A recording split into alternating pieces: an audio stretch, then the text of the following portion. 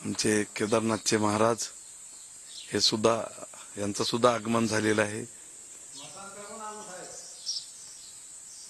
आणि एकदम उत्साहाचं वातावरण आहे।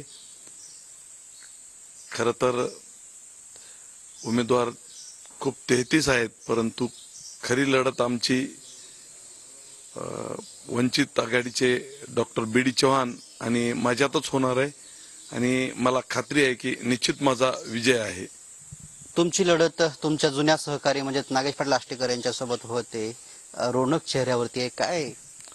नाही, त्यांनी 2019 ला सुद्धा 3 नंबरलाच गेले होते आणि आजही तुम्हाला सांगतो ते 3 नंबरलाच राहणार।